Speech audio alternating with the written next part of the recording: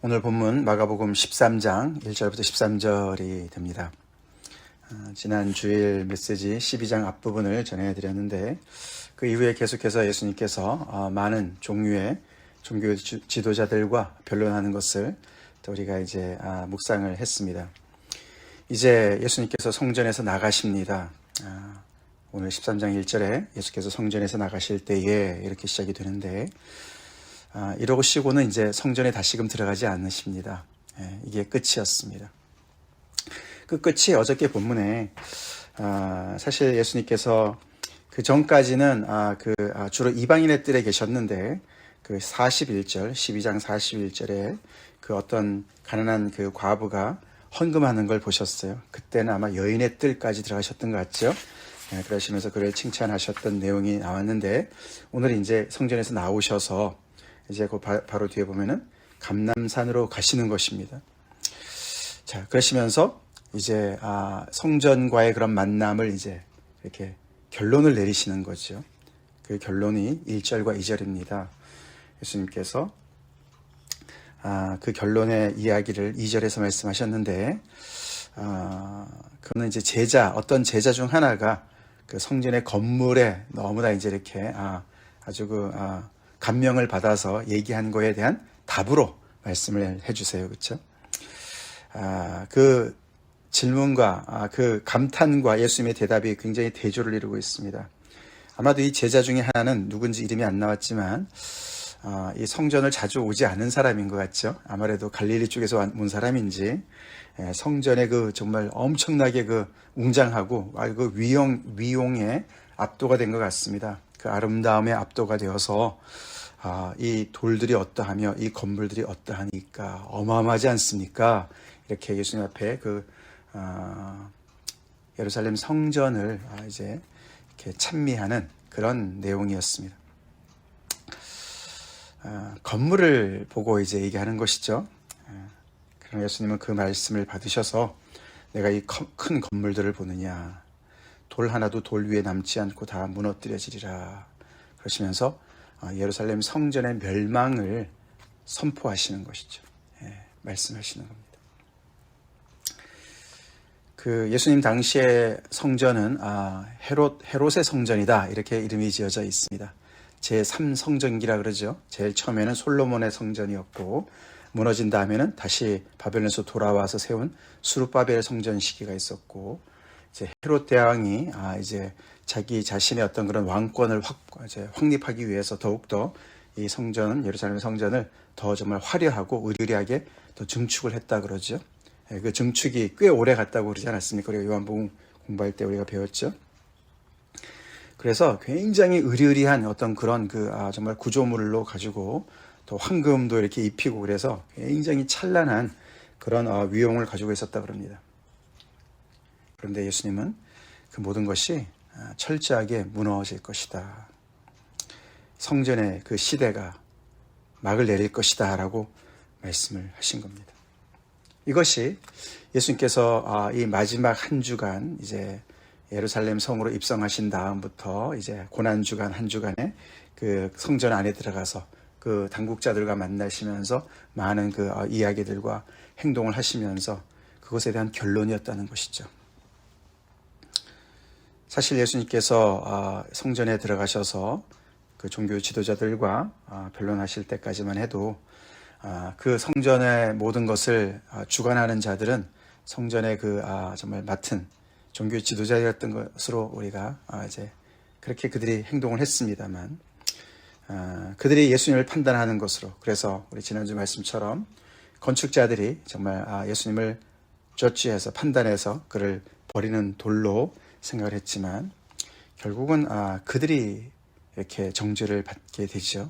그들이 심판을 받게 되고 그들이 지금 계속해서 하나님으로부터 이렇게 어떤 평가를 받고 있는 결론으로 내리면서 이 결론이 예수님께서 이 성전이 무너질 것으로 성전이 무너지니까 성전을 맡고 있던 많은 그런 종교 지도자들도 다 이제 함께 그렇게 정말 무너지게 되는 것 같은 이제 그런 것을 말씀하고 계신다는 것이죠. 자, 그러시면서 감람산으로 가셨는데 성전을 마주 대하셔서 앉으셨다 그렇게 얘기합니다. 성전을 나가셔서 감람산이 동쪽에 있지 않습니까? 성전에 동쪽에 가셔서 성전을 마주대하고 앉으셨다. 마치 재판석에 재판장으로 앉으시는 것과 같은 표현을 하는 것이죠. 그것이 우리가 에스겔서에 보면은 하나님께서 그죠, 이 성전을 떠나실 때 그죠, 동편 산에 가서 이렇게 머무시지 않습니까? 그것과 이렇게 굉장히 연상이 됩니다. 성전의 주인이신 하나님께서 성전을 떠나시는 그 환상을 에스겔이 보지 않습니까? 마치 예수님의 어떤 그 지금 현재 행동이 그렇게 보이죠. 감람산에서 성전을 마주대해서 앉으셨어요. 그러시면서 이제 13장 얘기가 쫙 진행이 됩니다.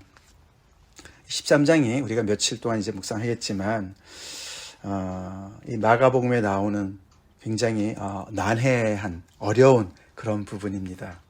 왜냐하면 이것이 예루살렘 성전에 대한 멸망의 얘기도 되지만 세상 종말에 대한 얘기도 어느 정도 들어가 있기 때문에 그 부분이 이제 어렵게 해석이 쉽지는 않습니다. 그래서 이 부분에 대해서 많은 연구들이 있죠. 근데 이것이 그냥 세상 종말에 이런 일이 있을 것이다, 그렇게 예수님께서 말세론에 대해서 그냥 이렇게 독립적으로 얘기하신 것이 아니고 이 성전의 멸망과 관련돼서 말씀하신 것을 우리가 잊지 말아야 됩니다. 그렇죠? 그래서 우리가 이 13장 같은 이런 말씀을 잘못 이제 해석을 해서 많은 이단들이 나오고, 그래서 세상 종말에 대한 이야기로 그렇게 많은 사람들을 정말 이렇게 현혹하는 일들이 많이 있지 않습니까? 쉽지 않지만 우리가 말씀을 따라서 잘 우리가 또 봐야 되겠습니다. 자, 이 13장은 우리가 이 마가복음의 특징은 그렇죠. 예수님의 가르침이 그렇게 많이 나오진 않는다 그랬어요. 그렇죠? 근데 우리가 큰 그 묶음이 4장에 한번 나왔었습니다. 4장에서 비유가 쭉 나와 있었어요. 그렇죠?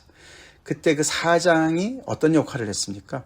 1장부터 3장까지 또 4장 이후에도 예수님께서 많은 사역들을 하시지만 예수님께서 왜 무슨 일을 하셔서 이런 일이 벌어지나를 말씀을 통해서 정리해주는 역할을 했어요. 그렇죠? 그래서 씨 뿌리는 자의 비유가 굉장히 그 대표적인 거 아니었습니까?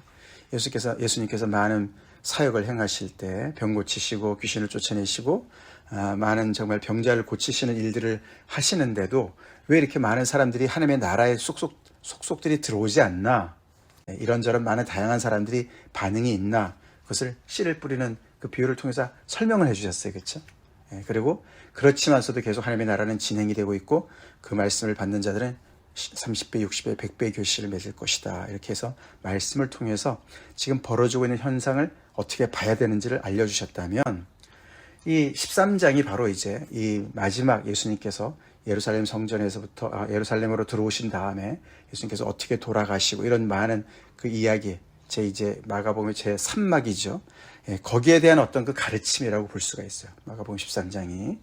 그래서 가르침, 예루살렘 성전의 멸망과 또 앞으로 그것과 이제 연결되어지는 세상 종말과 거기에 대한 하나님의 말씀을 이렇게 정리해 준 말씀으로 우리가 볼 수가 있습니다. 그 가르침입니다. 자, 근데 그 가르침이 어떻게 시작이 됩니까? 베드로와 야고보와 요한과 안드레, 여기 안드레가 처음 뛰어요. 그렇죠? 앞에 처음 나왔다가 지금까지 한 번도 이렇게 삼총사만 쭉 나왔었는데 안드레까지 끼어서 조용히 묻습니다. 예수님께서 앞에 큰 건물들이 다 돌 하나 위에도 하나도 돌 위에 남지 않을 것이다 라고 말씀하신 것에 그 이제 충격을 받았는 것 같죠. 조용히 묻습니다. 우리에게 이르소서 어느 때에 이런 일이 있겠사오며 이 모든 일이 이루어지려 할 때에 무슨 징조가 있사오리까. 이 두 가지, 한 질문이지만 거기에는 두 가지가 내용이 들어가 있습니다. 언제 이런 일이 벌어집니까? 무슨 징조라도 있습니까? 그렇게 질문을 했습니다. 이 네 사람이 대표가 돼서 던진 이 질문에 대해서 예수님께서 답하시는 게 13장 전부라고 볼 수가 있어요.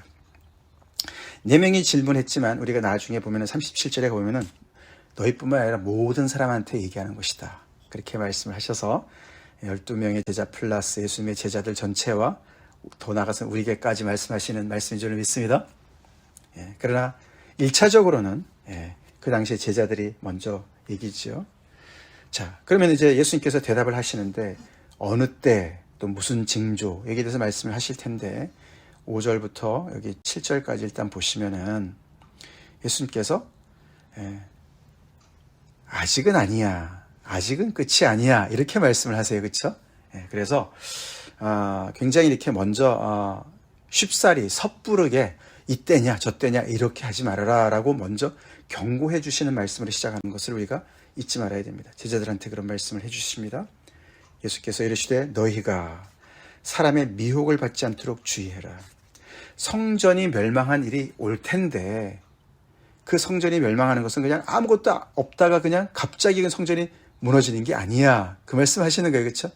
그래서 여러 가지 이렇게 정말 조짐이 있을 거야. 근데 쉽게 이게 아니야? 저게 아니야? 이렇게 왔다 갔다 하지 말고 이렇게 진중하게 너네가 기다려야 된다. 그때가 그렇게 금방 오진 않는다라고 말씀하시는 것 같습니다. 사실 성전이 멸망이 이제 그 AD 70년에 벌어지지 않습니까? 벌어지는데 그 사전에 이제 계속해서 일련의 어떤 사건들이 어떻게 이렇게 진전이 되면서 그렇게까지 가는가를 예수님께서 이제 제자들한테 말씀해 주시는 것이죠. 그래서 너희가 사람의 미혹을 받지 않도록 주의해라. 경고를 해 주십니다. 어떤 일이 벌어지냐면 첫 번째 미혹이 있을 것이다. 많은 사람들이 내 이름으로 와서 즉 메시아의 이름으로 와서 내가 그야, 내가 메시아야 라고 너희를 미혹할 거다. 그 70년 전에 그런 일들이 여러 번 일어났었습니다. 역사적으로 그렇습니다. 이 역사가 요세푸스의 그런 기록을 보면 그렇게 그런 일들이 있었습니다. 자, 미혹이 있고 그 다음에 전쟁의 난리의 소문, 전쟁의 소문이 있습니다. 이것도 일어났습니다.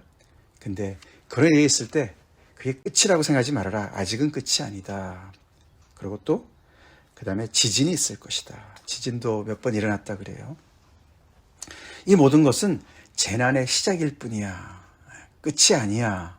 시작이지 끝이 아니야. 라고 말씀하시면서 제자들이 섣부르게 여기저기 이렇게 정말 좌지우지되고 우왕좌왕하지 않도록 잡아주시는 겁니다. 그래서 이 13장의 대부분의 그 내용은 제자들을 정말 그 당시로 봐서는 정말 마지막과 같은 세상 끝과 같은 그런 이 성전의 멸망의 사건을 대비시키는 예수님께서 준비시키시는 그런 내용이라고 볼 수가 있어요.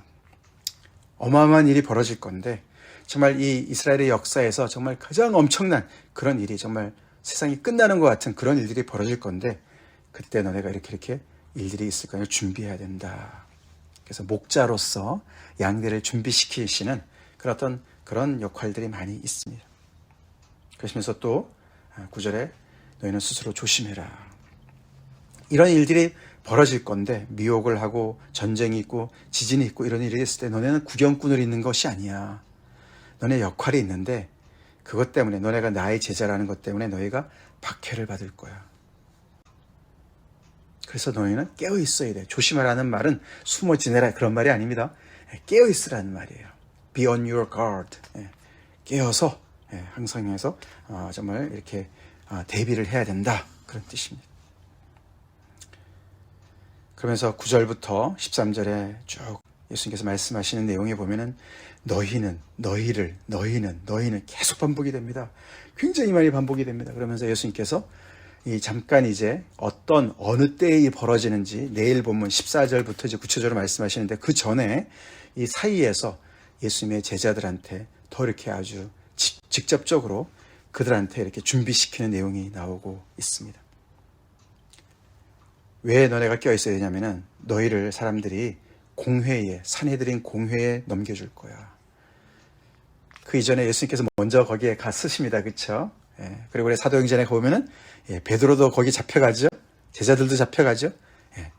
사람들이 너희를 공회에 넘겨줄 것이다. 그 당시에 가장 정말 서슬이 시퍼런 권력을 가지고 있었던 공회, 산헤드린 공회.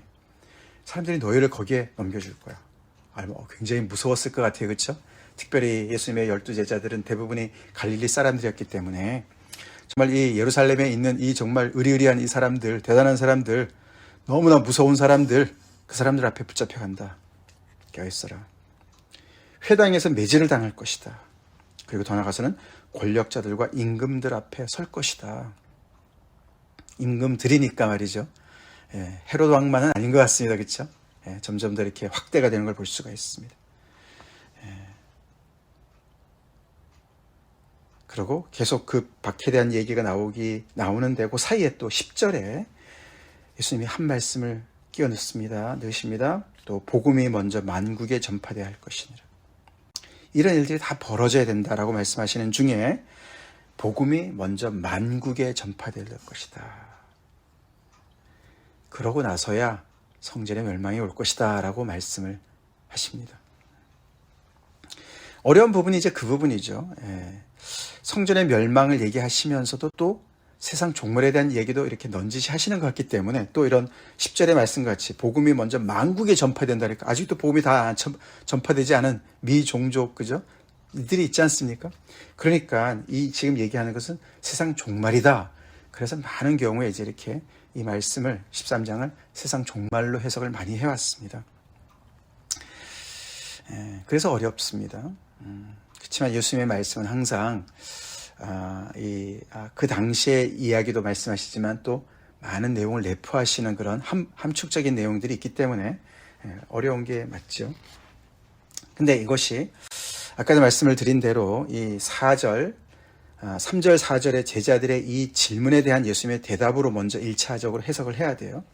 그래서 이게 그런 맥락에서 예수님께서 제자들, 그 당시의 제자들, 그리고 성전의 멸망에 대한 이야기를 먼저 말씀하시는 중에 10절을 말씀하셨다는 거예요. 사실 AD 70년 이 사건이 일어나기 전에 이미 복음은 많이 전파되었습니다. 그렇죠? 이방 땅을 넘어갔었어요.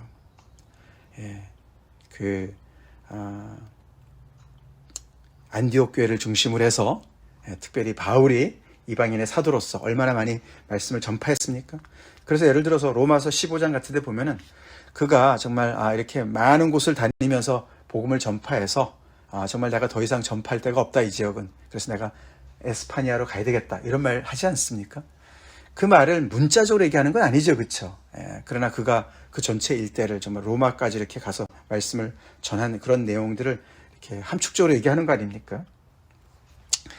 이제 그런 것처럼 이 복음이 먼저 이방 땅으로 이렇게 퍼져야 되는 것을 만국이라는 게 그런 뜻이죠. 성전이 멸망하기 전에 즉 이 성전의 시대가 멸망하기 전에 막을 내리기 전에 복음이 먼저 만국으로 퍼져서 그렇죠? 예수님이 그 사이에 건축자들의 버린 돌에 의해서 건축자들의 손에 의해서 버려진 돌이 모퉁이의 머릿돌로 세움을 받으시고 또 그 열매를 맺는 포도원을 다른 사람들한테 소출을 내는 그죠? 그런 사람들한테 넘겨주셔서 그 복음을 받은 모든 사람들이 점점 더 이렇게 만국에 퍼진 다음에 그 다음에 이제 성전이 이렇게 멸망할 것을 예고하시는 것으로 충분히 해석할 수가 있죠. 자, 그래서 제자들이 스스로 조심하면서 굴에 숨어 있는 것이 아니라 해야 될 일들을 말씀해 주세요. 그렇죠? 박해가 있더라도 두려워하지 말고 복음을 만국에 전파해야 돼. 복음을 전해야 돼. 그 말씀을 하십니다.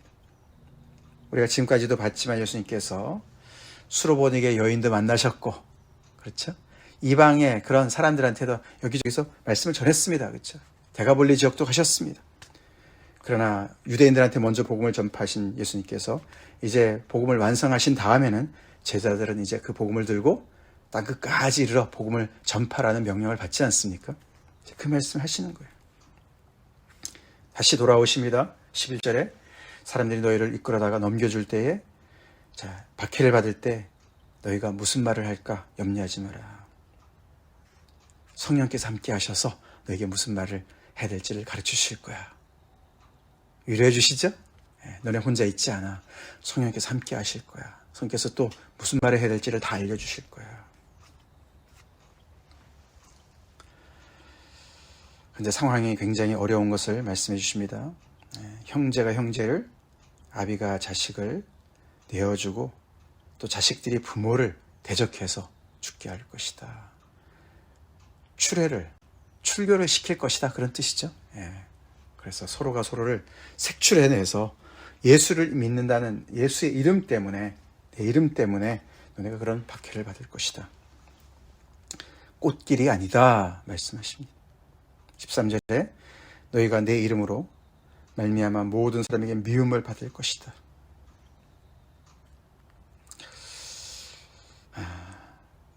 근데 그런 박해의 논해가 면제되지는 않았지만 그러나 끝까지 그것을 고스루하면, 그것을 통과하면 너희는 구원을 받을 것이다. 그렇게 약속을 해주시죠. 그래서 너희는 이런 일들이 벌어질 때 그 과정 속에서 쉽게 미혹받지 말고 주의하고 깨어있어서 너네가 맡아서 감당해야 될 일들을 잘 감당하면서 사람들한테 현혹받지 말고, 내가 메시아야, 메시아 운동에 참여하지 말고 이 너네가 지금 나를 통해서 받는 이 복음을 세상에 전파하면서 끝까지 견뎌. 성령이 함께 하실 거야. 그러면 너네가 구원을 받을 거야. 그 구원이란 말은 죽지 않는다는 말이 아니죠. 그렇죠? 위에 보면은, 그렇죠? 죽는 데까지 내어준다는 말이 나왔습니다. 그렇죠? 나로 인해서 너네가 순교를 당할 수도 있을 거야. 그렇지만 너네는 구원을 받을 거야. 자기 목숨을 잃는 자는 구원을 받으리라. 그 말씀 있죠. 그렇죠? 그 말씀을 하시는 거죠. 예수님과 같이 십자가에 죽으시지만 하나님께서 다시 살리시는 것 같은 온전한 생명을 얻는 것처럼 그 구원을 얘기하는 줄로 믿습니다. 그것을 믿고서 이런 어마어마한 일들이 벌어질 때, 이 성전이 무너지는 엄청난 일들이 벌어지는 것 같은 그런 정말 세상이 뒤집어지는, 지금 현재 이런 모든 질서들이 다 완전히 붕괴되어지는 그런 일들을 감당해 나가야 되는데, 그것을 향해서 가는데 그것은 재난의 시작일 뿐이다.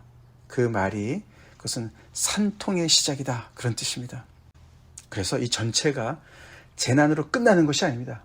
폭삭 망하는 것으로 끝나는 것이 아닙니다. 그렇죠? 우리가 지난주에도 봤지만 건축자들의 버려진 돌이 모퉁이의 머릿돌이 되는 하나님께서 놀라운 새로운 재창조를 해나가시는 것이죠. 할렐루야. 그것처럼 산통이라는 것은 뭡니까? 그 진통을 겪고 나서 새 생명이 태어납니다. 소망이에요. 그래서 이 성전은 멸망당하지만 성전을 대체하는 하나님의 놀라운 새로운 역사가 벌어질 것을 예고하고 계십니다. 그랬더니 제자들은 이런 정말 칠흑같이 어둡고 너무나 박해 가운데 어려운 정말 이런 미움의 그런 증오의 대상으로 있겠지만서도 그것을 혼자 통과하는 것이 아니고 성령이 함께 하셔서 힘을 주시고 말씀도 주시고, 그래서 끝까지 거기서 동행하는 자들은 그것을 통과해서 관통해서 하나님의 새로운 새 역사의 주인으로, 정말 거기에 주인공들로 예수님을 정말 앞장서서 예수님을 따라가는 그런 역사에 정말 너네가 들어갈 것이다. 말씀하고 계십니다. 1차적으로는 그들에게 벌어진 일들이지만 오늘 우리에게도 이렇게 넌지시 그 뜻이 다 연결되어지죠? 그래서 우리는 정말 깨달아야 됩니다. 세상의 역사는 하나님의 뜻대로 되는 줄로 믿습니다. 모든 것을 합력해서 선을 이루시고 당신의 뜻을 이루어 가십니다.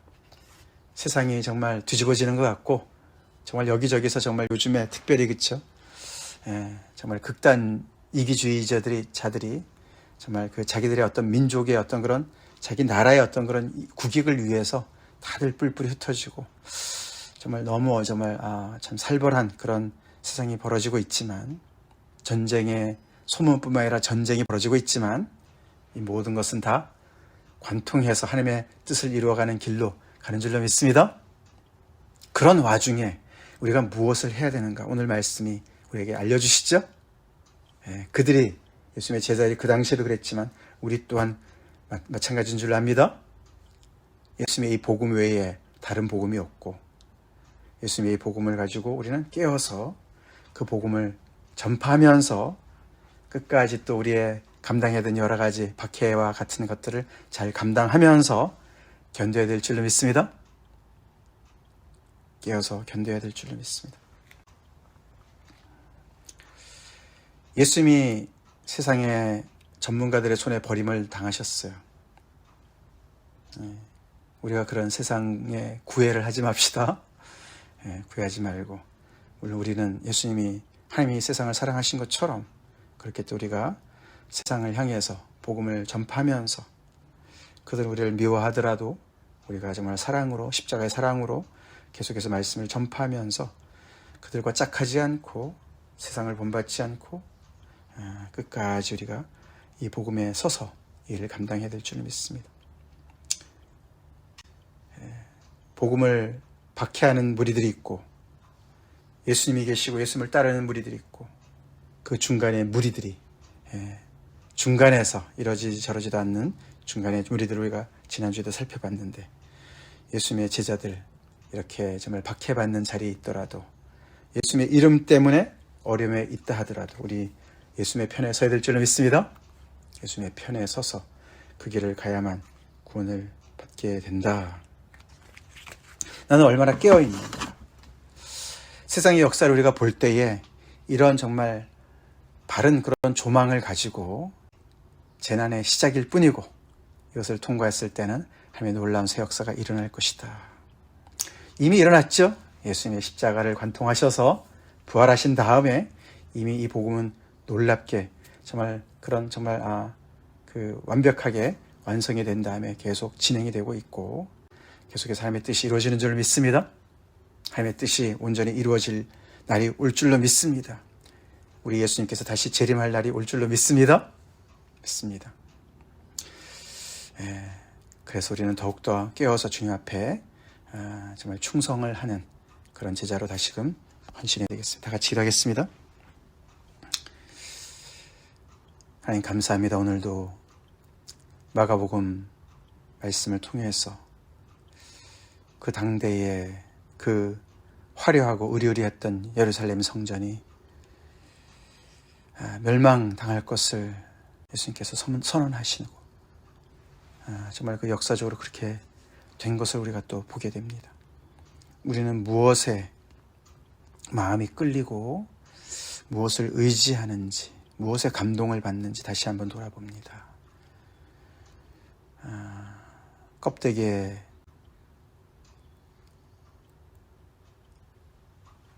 감동받지 아니하시는 하나님, 정말 아버지 성전의 모든 기능을 상실한 그 알맹이가 다 썩어버린 예루살렘 성전이 하나님의 심판을 받듯이 우리 또한 우리 자신의 속사람을 돌아봅니다. 아버지, 우리가 하나님을 사모해서 하나님을 예배하게 하시고 하나님의 참 성전으로 매일매일 거듭나게 도와주시옵소서. 예수님의 제자로서 하나님의 뜻이 세상에서 어떻게 펼쳐지고 어떻게 완성될지를 예수님의 말씀의 가르침을 잘 또 붙잡고 깨어서 주의해서 하나님 현혹되지 않고 아버지 계속해서 예수님 편에 서서 복음을 증거하며 끝까지 견디는 관통하는 그래서 온전한 구원을 받아 누리는 우리 모두가 되게 하여 주시옵소서. 교회가 그렇게 서게 하여 주시옵소서. 깨어있게 하여 주시옵소서. 예수님 이름 받들어 간절히 기도 올립니다. 아멘.